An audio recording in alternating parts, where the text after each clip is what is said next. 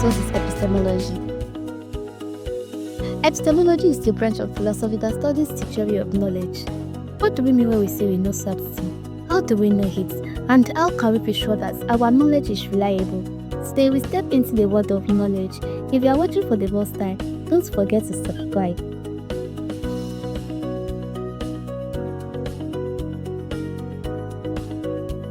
The term epistemology comes from the Greek words episteme, meaning knowledge, and logos, meaning logic or rationale.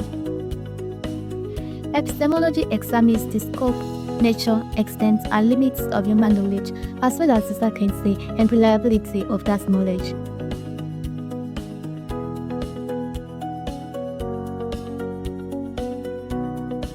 So, what exactly is knowledge? Knowledge is the awareness of facts and the information gained through learning or experience. If you learn that water boils at 100 degrees C in a science class, that is knowledge gained through learning. If you accidentally touch a hot kettle and realize it falls, that is knowledge gained through experience.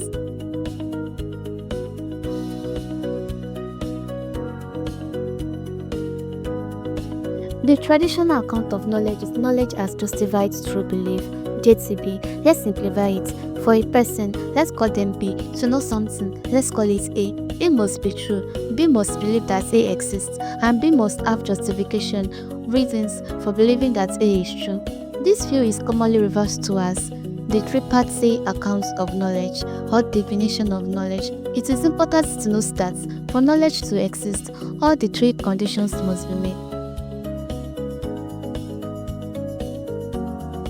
However, there is a twist, and Mudgezzer challenged this definition. He demonstrated that sometimes a belief can be justified and true, but still not count as knowledge. For example, he presented a scenario where Smith and Jones both applied for a job. Smith sees Jones with 10 coins, and hears the boss say that the person with 10 coins will be hired. Smith concludes, the man who will get the job is Jones. His belief is justified and seems true. But by coincidence, Smith also has 10 coins in his pocket, and he gets hired. So, why Smith's belief is true and justified? Can we say he truly knows? Leclerc argued that there is a need for an additional condition for knowledge beyond justified true belief. Philosophers continue to debate the origins of knowledge. The first source is experience, often regarded as the primary source of knowledge, as seen in the school of thought known as empiricism. The empirics believe that knowledge of the external world comes from our five senses: seeing, touching, tasting, feeling, and smelling. The mind receives information through these senses. For instance, you know fire is hot because you have felt it before. The second source is reason, which is associated with the school of thought known as rationalism.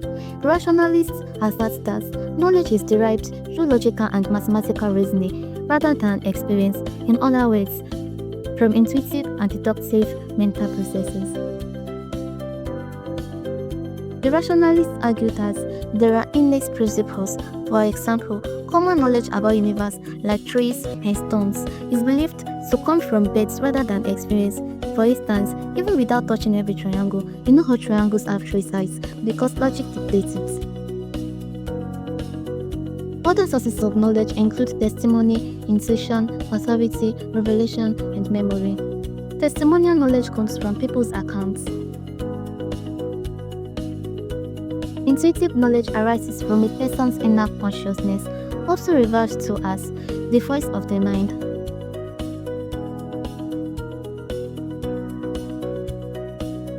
Knowledge by authority is derived from authoritative figures in specific fields, such as teachers or parents. Knowledge by revelation comes from religion's beliefs, originating from divine insights rather than sensory experiences. Memorial knowledge is obtained through recollection of past events or experiences. Epistemology faces several challenges, such as how to determine knowledge beyond oneself, the nature of knowledge itself, and whether knowledge truly exists, as well as whether knowledge comes from innate ideas or principles.